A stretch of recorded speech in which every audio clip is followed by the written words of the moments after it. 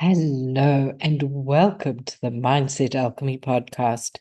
I'm Janine, and I am so delighted to share the secrets of mindset alchemy with you. The secrets of knowing intuitively, the secret of choosing consciously, creating intentionally, and ways to be effortlessly. It makes an incredible difference in our lives when we are able to trust ourselves, when we are able to trust life, and when we're able to trust people around us.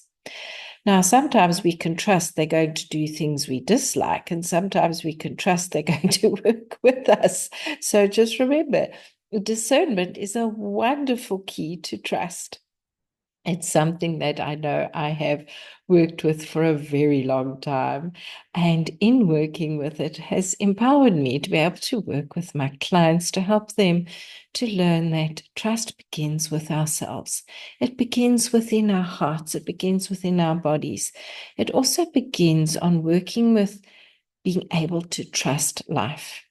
It's around building confidence, having awareness, and again, going back to that, know intuitively. And this is a really good place to learn to trust ourselves. When we hear things, write them down. Take action on them. That whisper, that voice of your soul, your intuition, your inner tuition, your inner knowingness, and instinct, people. When we have instinct, go and explore. Are you responding to a situation or are you reacting to a situation? What is the fear around it? Because as you learn to do that, that is also a really great way to build trust with yourself and trust with your inner wisdom.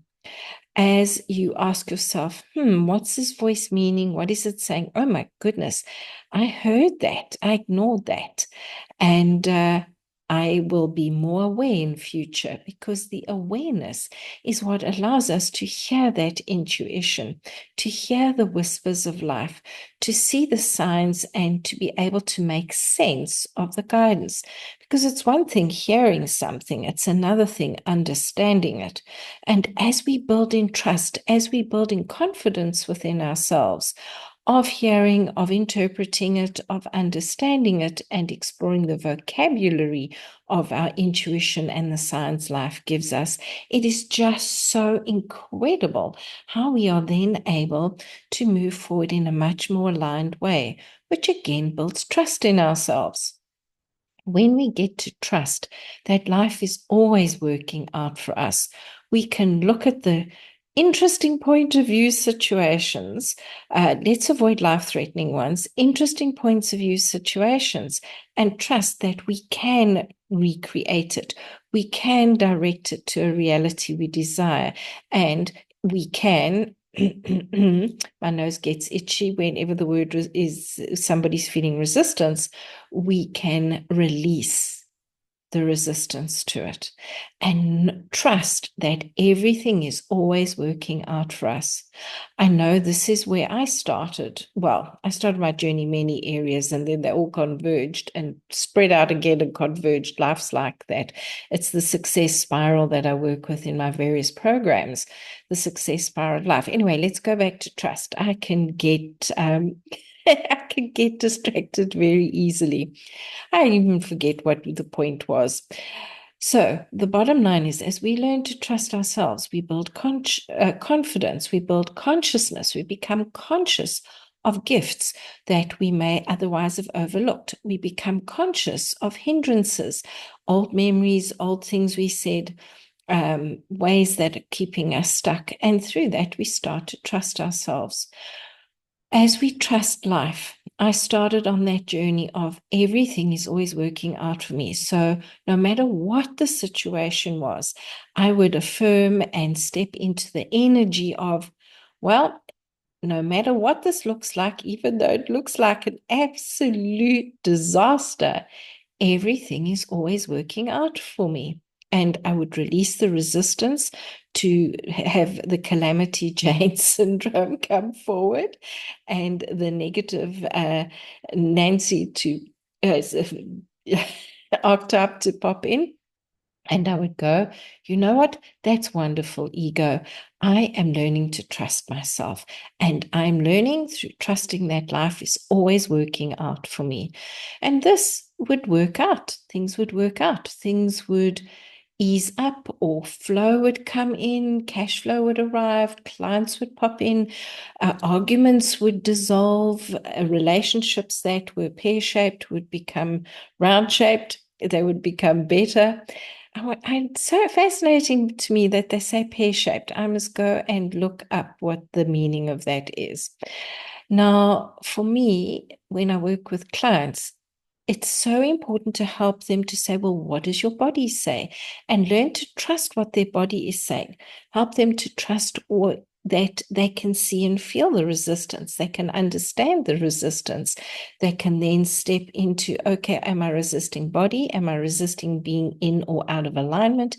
And as we get curious about it rather than judgmental of ourselves and of life, it is absolutely fascinating how all the puzzle pieces fall into place and we receive a complete picture, piece by piece, step by step, trusting situation by trusting.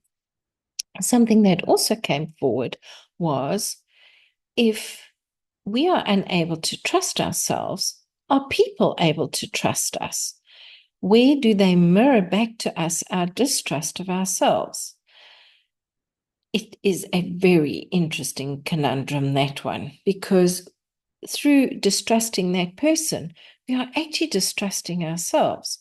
Now, remember, I said in the beginning, we can trust that things can go lower vibrational, we can trust they can go higher vibrational. Discernment and assessing situations and tuning into our intuition are absolutely vital to learning about trusting, because you may be asked to trust that voice saying, get out of this situation. This person is untrustworthy. And they trusting that you will trust them so they can get about their nefarious dealings. Alternatively, you can look at somebody and just know, okay, I can trust this person. The integrity level is high. The situation's integrity level is high. And this is one of the major, major reasons we learn to work with our intuition, learn to work with what our body's telling us, and learn to understand the vocabulary. Now, when we're in work situations and we're doubting ourselves, we are in that lack of trust of ourselves, the people we're working with, we're presenting to, will pick up this dissonance in our body. They will pick up on it, and then they will, at an unconscious level, start questioning if they are able to trust you. They then start reflecting back to you and mirroring to you that you are out of harmony with your trust of yourself. Alternatively, you may be picking up on somebody else's distrust of themselves or their lack of confidence, and that's where you trust you. And you go and explore, is this going to make a difference? Where can I make a difference? What can I offer to make a difference? Where, if I shift this way, can that person shift? So it's like playing a game of chess almost. And let me tell you, chess is off my list of favorite things to do. It takes too long for me. Get it done, get it moving. And so that's why it's so surprising I'm able to make quilts, because quilts can take a while.